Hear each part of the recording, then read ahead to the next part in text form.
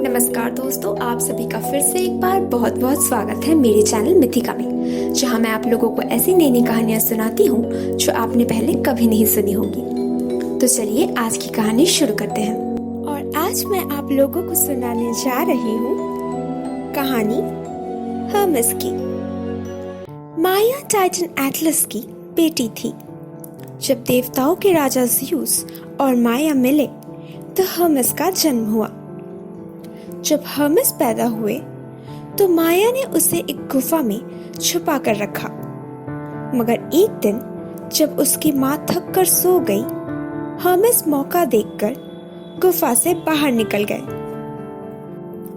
जब वो थेसली के राज्य में घूम रहे थे, शिशु हर्मेस ने अपोलो को देखा, जो उस वक्त अपने गायों का देखभाल कर रहे थे। हर्मेस ने मन ही मन तय किया कि उन्हें अपोलो के सारे गाय चाहिए, और वो वहीं छुपकर सूरज ढलने का इंतजार करते रहे। शाम होते ही हर्मेस ने 50 गाय चुरा लिए, मगर उन्हें पता था कि अगर उन्होंने अपने इस चोरी को सफाई से संपन्न नहीं किया तो अपोलो उसे ढूंढ लेंगे। तो उन्होंने गायों की पूंछ में पेड़ की शाखाएं बांध दी, ताकि उनके पीछे उनके खुरों का कोई निशान ना रहे। और कभी-कभी वो अपोलो को भ्रमित करने के लिए रास्ता भी बदल रहे थे। अपनी गुफा की तरफ हर्मेस पहुंचने ही वाले थे कि एक बूढ़े आदमी ने उनका रास्ता रोककर पूछा, इतने सारे गायों को लेकर तुम जैसे नन्हा सा बालक यहाँ अकेले क्या कर रहा है?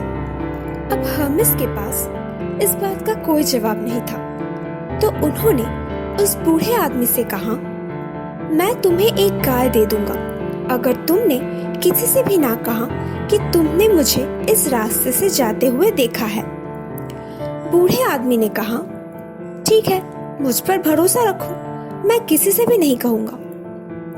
हर्मेस ने उन्हें एक गाय दे दिया और वहां से आगे चले गए, मगर फिर उन्हें उस बूढ़े आदमी पर शक होने लगा और वो रूप बदलकर उनके पास वापस आ गए और उनसे पूछा, क्या आपने एक बच्चे को कुछ गायों के साथ यहाँ से जाते हुए देखा है? अगर आपने मेरी मदद की तो मैं आपको बहुत सारे पुरस्कार दूंगा। बूढ़े आदमी ने कहा, हाँ बिल्कुल देखा है, वो उस तरफ गया है। हर्मेस ने कहा, आपका बहुत बहुत शुक्रिया, आप जरा यहीं रुकिए, मैं अभी आपका पुरस्कार लेकर आता हूँ। इसके बाद वो एक पहाड़ पर चढ़ गया और वहां से एक बड़ा सा पत्थर उठाकर उस बूढ़े आदमी के सर को कुचल दिया। ये रहा तुम्हारा पुरस्कार, तुम इसी के लायक हो। जब हर्मेस पेलोपोनेस पहुंचे तो उन्होंने देवताओं के लिए एक बैल की बलि दे दी। बलि देने के बाद उन्हें एक कछुए की खाल मिली। तब उन्होंने बलि दी हुई उस बैल की हड्डियों से और उस खाल की मदद से एक नया वाद्य यंत्र बनाया, जिसे बाद में लीरा के नाम से जाना गया। अब एक लंबे दिन के अंत में हर्मेस जब अपने गुफा तक पहुंचे तो वहां जाकर अपने बिस्तर में सो गए। अपोलो जब वापस आए तो उन्होंने देखा कि किसी ने उनकी गायों को चुरा लिया है।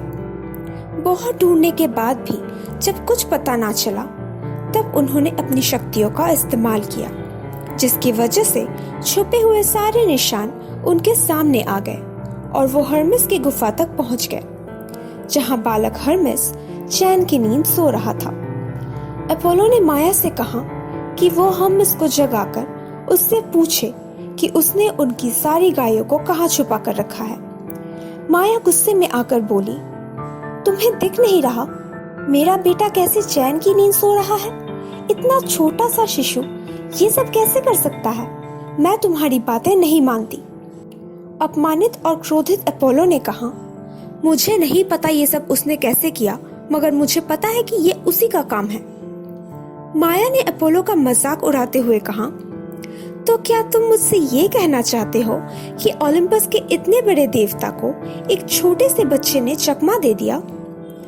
दोनों के बीच जब कहासुनी हो रही थी तब हर्मेस की नींद टूट गई और अपोलो को गुस्से में देखकर वो अपने बनाए हुए उस वीणा को बजाने लगे। उसकी सुर इतनी मधुर थी कि वो अपोलो के दिल को छू गया और उन्होंने उससे कहा, मुझे ये वीणा दे दो, बदले में तुम मेरे गायों को रख सकते हो।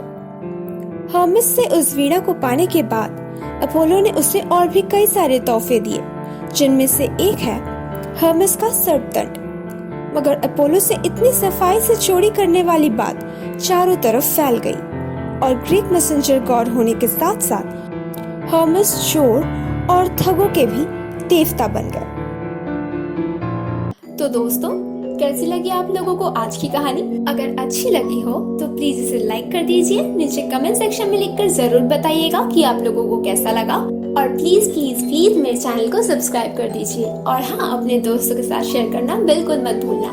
मैं आप लोगों से मिलूंगी अगले हफ्ते एक और नई कहानी के साथ।